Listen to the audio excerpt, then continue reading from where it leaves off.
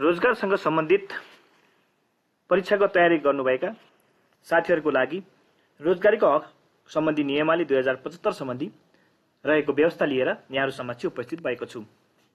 यहाँहरूले भिडियोलाई अन्तिमसम्म हेरेर साथ दिनुहुनेछ र महत्त्वपूर्ण जानकारी लिनुहुनेछ भन्ने आशा लिएको छु। रोजगारीको हक सम्बन्धी नियमावली कहिले राजपत्रमा प्रकाशित भयो? 2075 10 महिना 28 गते। 2. रोजगारीको हक सम्बन्धी नियमावलीको दोस्रो संशोधन कहिले भएको? 2077 4 महिना 19 गते। 3.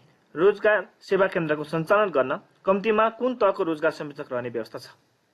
कम्तीमा 5औं तहको। 4. रोजगार संयोजक को प्रति उत्तरदायी हुनुपर्दछ? मन्त्रालयप्रति उत्तरदायी हुनुपर्छ।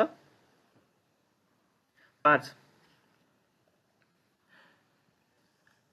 ऐनमा भएको व्यवस्था अनुसार रोजगार सेवा केन्द्रका काम कर्तव्य अधिकारहरू कति रहेका छन्?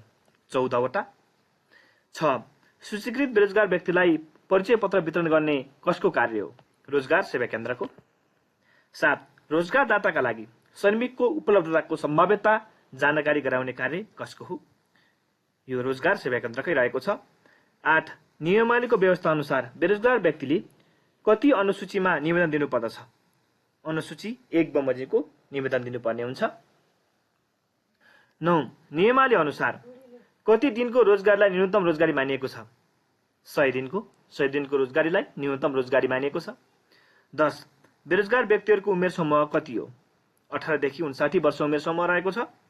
11. प्रदेश निर्देशक समिति सम्बन्धी व्यवस्था नियमावलीको कति नियममा व्यवस्था गरिएको छ? यसको व्यवस्था नियम 11 मा छ, जुन प्रदेश निर्देशक समिति र यसको काम कर्तव्य अधिकार सम्बन्धी व्यवस्था गरिएको छ। 12. प्रदेश निर्देशक समितिको अध्यक्ष को रहन्छ? रोजगार हेर्ने मन्त्री वा राज्य मन्त्री प्रदेश निर्देशक समितिको अध्यक्ष रहने व्यवस्था छ। 13. प्रदेश निर्देशक समितिको सचिवालय कहाँ रहन्छ? प्रदेशको रोजगार हेर्ने मन्त्रालय अन्तर्गत पर्ने गर्दछ। 14. प्रदेश निर्देशक समितिको बैठक बस्न कति प्रतिशत सदस्य उपस्थित हुनु पर्दछ? 50% भन्दा बढी सदस्यहरू उपस्थित भएमा प्रदेश निर्देशक समितिको बैठक बस्न उपयुक्त मानिन्छ। 15. प्रदेश निर्देशक समितिका कतिवटा काम कर्तव्य अधिकारहरू तोकिएका छन्?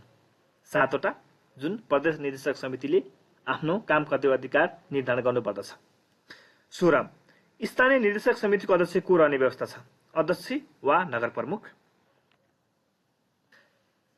यस्तै जानकारीको लागि र महत्त्वपूर्ण विषयवस्तु र परीक्षाका लागि उपयोगी सामग्रीको लागि आगामी दिनमा पनि यस च्यानललाई भिजिट गर्दै गर्नुहोला।